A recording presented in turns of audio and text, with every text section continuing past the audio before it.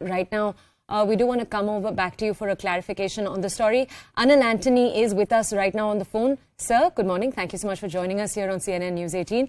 So we're sharing with our audiences right now that you've chosen to step away from the Congress party. Could you walk us through why you decided to take this decision? Is it related to your comments yesterday on the BBC documentary? See, at this moment, I just made that resignation letter. I just gave that resignation letter early in the morning, and it is not even a few minutes. So at this moment, I wouldn't want to elaborate on it that much. But I could tell that it has been a lot of events that has been happening in the last 2 years. But whatever happened yesterday played a very crucial role. I would say that was the decisive moment where I left it, where I decided that it is better that I step aside and no longer continue, because I feel that this is not really worth the cause or effect. It is not really worth the effect. So yesterday morning I had made a tweet. And I had made it with good intentions and with clear conscience, where I said that I do of course have a lot of political differences with the BJP, but at the end of the day, despite having a lot of political differences with the BJP, I do think that when it comes to certain things, especially when it comes to certain areas where our country's core interests are concerned, including sovereignty, I do think that we shouldn't be playing politics with and creating a scenario where we compromise those.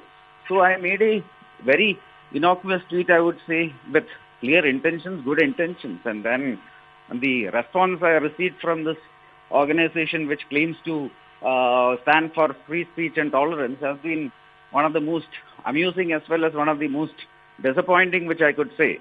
For example, I had a few calls and messages, etc., from certain people, which I don't want to name them at this moment because I do think that it was made with certain trust and privacy, so I don't want to break that.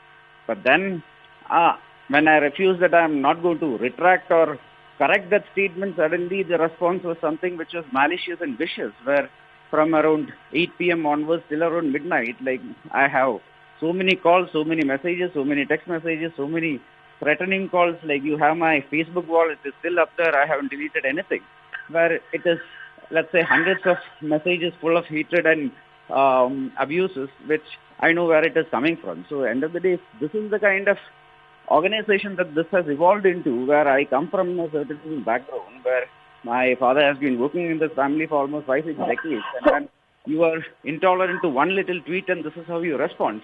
Then personally, I do feel that it is not really worth my time. This is Pallavi Ghosh over here.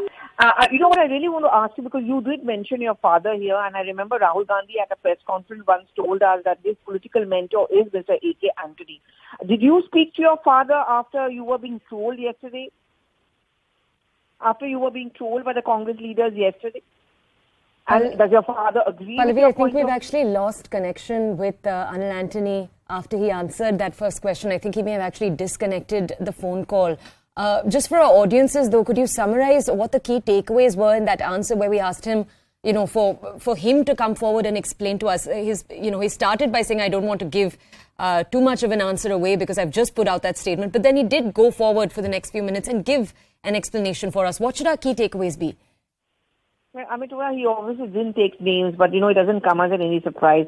I remember when even Shashi Tharoor, and he's keeping on referring to Shashi Tharoor in his letter, when he had contested, and Anil Antony, in fact, was one of the few leaders from Kerala and in Congress party who had supported Shashi Tharoor's candidature as the Congress president.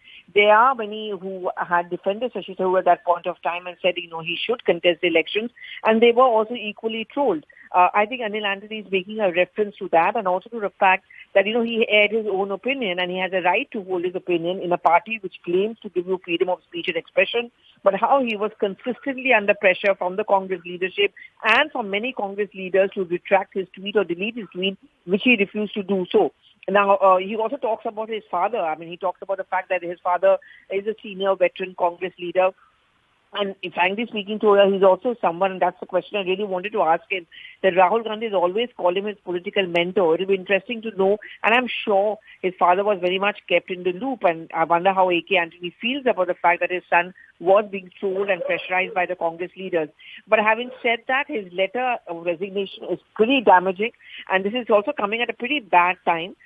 Because the Congress party is on a Bharat Jodo Yatra. And just yesterday at the press conference, Rahul Gandhi kept on speaking about freedom of speech and expression Right. and how the BJP has a fascist tendency. Pallavi, exactly. I just wanted to ask if you could highlight that, because he'd made those comments when he was talking about Digvijay Singh yesterday, but he'd said very much that, even though he didn't agree with the comments, he found Digvijay Singh's comments ridiculous. He did feel like Congress had space for such democratic conversations. Then, as Anil Antony seemed to be implying, he had received, because Anil Antony did say in the call with us right now that he received multiple calls in the hours after he made that post. Yesterday, so yesterday at the press conference, Rahul Gandhi, talking about Digvijay Singh, and this is a line he's always maintained, that the Congress believes in an inner party democracy, and unlike the BJP over here, every leader has a right to air opinions which may not be in sync with the official party line, and we believe in having conversations.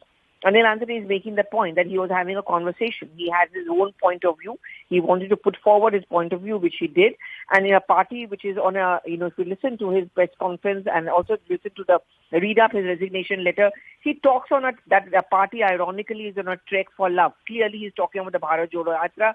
The hypocrisy, the double standard cannot be missed is what Anil Antony is talking about. You just have to wait for the BJP, because the BJP is going to start now pouncing on the entire idea of the Bharat Jodo Yatra and on Rahul Gandhi. And I would say, politically speaking, also bad timing for the Congress, because the Congress and the TMC, and the Congress specifically, I would say, is attacking the BJP on the BBC documentary. So today the BJP will say, okay, we stand vindicated, you point a finger at us, but when there's an